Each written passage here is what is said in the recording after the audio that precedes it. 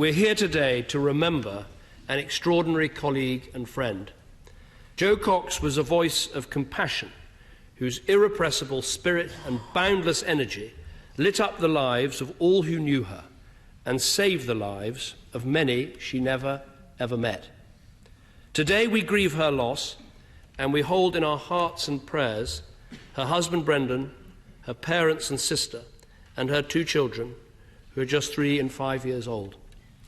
We express our anger at the sickening and despicable attack that killed her, as she did her job serving her constituents on the streets of Birstall.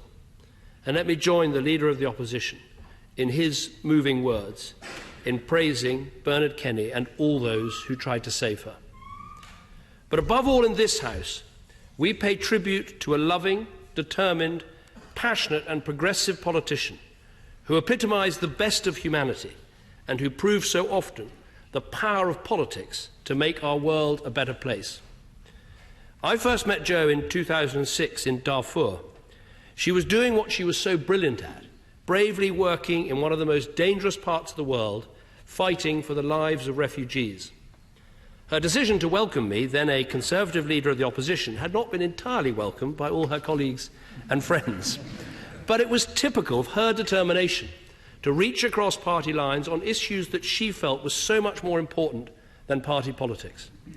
Jo was a humanitarian to her core, a passionate and brilliant campaigner whose grit and determination to fight for justice saw her time and time again driving issues up the agenda and making people listen and, above all, act, drawing attention to conflicts in Sudan and the Democratic Republic of Congo, helping to expose the despicable practice of rape in war, her work with Sarah Brown on cutting mortality in childbirth, her support for refugees fleeing the war in Syria. Quite simply, there are people on our planet today who are only here and alive because of Jo. Mr. Speaker, Jo was a committed Democrat and a passionate feminist. She spent years encouraging and supporting women around the world to stand for office, long before she did so herself. When she herself was elected as an MP just over a year ago, she said to one of her colleagues that she did not just want to be known for flying around the world tackling international issues, but that she had a profound duty to stand up for the people of Batley and Spen. And she was absolutely as good as her word. As she said in her maiden speech, Jo was proud to be made in Yorkshire and to serve the area in which she had grown up.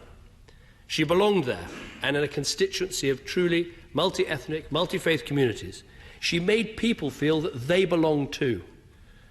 Jo's politics were inspired by love, and the outpouring and unity of the tributes we've seen in the past few days show the extraordinary reach and impact of her message. For in remembering Jo, we show today what she said in this House to be true, and I know it will be quoted many times today. We are far more united and have far more in common with each other than things that divide us. This Wednesday, as the Leader of the Opposition said, it would have been Jo's 42nd birthday, and there will be a global celebration of her life and values, with simultaneous events in New York and Washington, London, Batley, Brussels, Geneva, Nairobi and Beirut. She should, of course, have been celebrating her birthday by hosting her traditional summer solstice party. And it reminds us that behind the formidable professional was a loving and fun mother, daughter, sister, wife and friend, with a warm, welcoming smile and so often laughter in her voice. Jo brought people together. She saw the best in people, and she brought out the best in them. A brave adventurer and a keen climber, she was never daunted. When most people hear of a place called the Inaccessible Pinnacle, they leave it well alone. Not Jo. She didn't just climb it, she abseiled down it, and did so despite a bad case of morning sickness. And it was her irrepressible spirit that helped to give her such determination and focus in her politics too.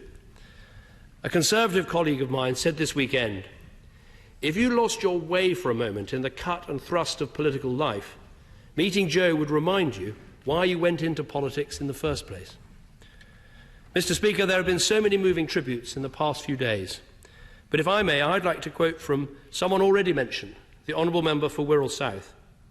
"Jo, We mourn your loss, yet know that all you stood for is unbreakable. We promise to stand up even though we are broken. We promise that we'll never be cowed by hate.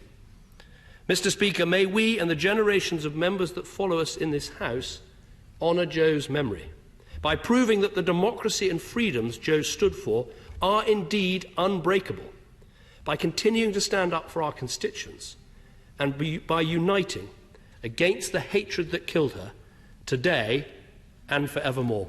Yeah.